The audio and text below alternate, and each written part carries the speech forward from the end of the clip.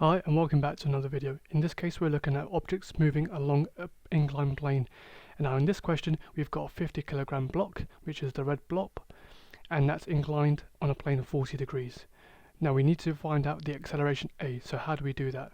And now in this question it's telling us to ignore friction. So let's firstly begin by looking at the forces acting on this. So we've got weight, which is acting directly down to the center to the earth, which is mg.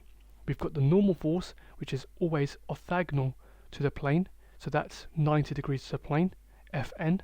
We've got no friction, so therefore all we need to do is resolve for the forces in the direction of the plane. So that means we need to resolve forces, summation of forces going in the direction of the plane. So I'm going to say going up this plane is positive, and summation of forces going 90 degrees to it, which is in the direction of the normal force, and positive in this direction. Now in the case of in the case of finding the acceleration A, this blob or block is moving downwards. Therefore, as I've named the direction of positive going upwards, we can say this is equal to ma, but it's going to be a negative ma as my positive sign is going up. Now if you swap that around, going down as positive, that should equal positive ma. So what would you do? Let's look at the summation of forces going up this inclined plane as equal to negative ma. So we've got no forces acting in the direction of the plane, so there's no forces going up or down, but what we got is a weight component, and we need to resolve for the forces going in these directions. What we say is that this theta is equal to this theta here, so that's a little shortcut.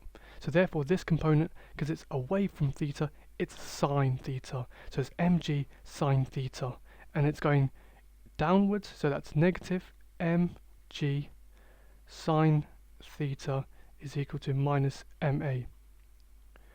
Therefore what we can do is we've got m's on both sides, so we can cancel through. We've got negative on both sides, we can cancel through. So therefore, g sine theta is equal to our acceleration a.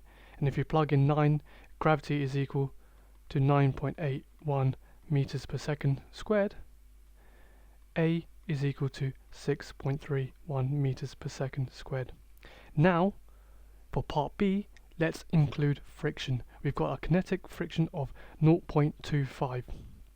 So therefore, what's the new acceleration? Now, as this block is moving downwards, we've got an opposing force, which is friction, always acting in the opposite direction, which is here. Let's call that frictional force F.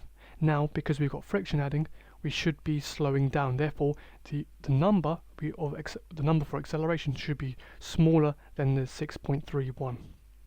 If it's greater, we've done something wrong.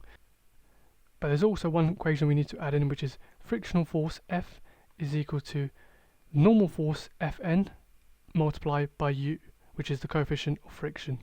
So that's 0.25. We know u is equal to 0.25. Therefore, if we figure out Fn, which is in the direction of this force, we can find out frictional force F. So let's begin by working out Fn and Ff. And that's going to be equal to 0 because there's no movement going along this axis, as the blob is only moving in the direction of the plane. So therefore we can say is Fn, which is going positive in that direction, minus the weight component, which is this component.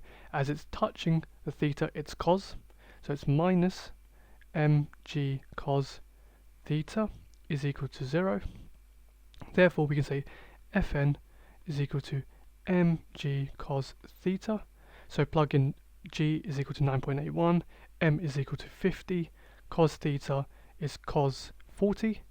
Therefore we can say Fn is equal to 50 multiplied by 9.81 multiplied by cos 40, which is equal to 375 newtons 0.74 to 2 dp. Therefore our Ff is equal to Fn, which is 375.74 multiplied by 0.25, which is coefficient of kinetic friction, and that is equal to 93.94 newtons. Therefore, if we resolve forces in the original direction, going up the inclined plane is equal to minus ma, we've got positive frictional force minus mg sine theta equals to minus ma. So if we plug in the values of frictional force, which is 93.94 minus 50 times 9.81 times sine 40 is equal to minus 50a. If we rearrange that for a, we work out a is equal to 4.43 meters per second squared. So hopefully that's made sense. If you've enjoyed the video, please do give it a like, please do subscribe, that would really help me out, and I'll see you guys in the next video. Take care.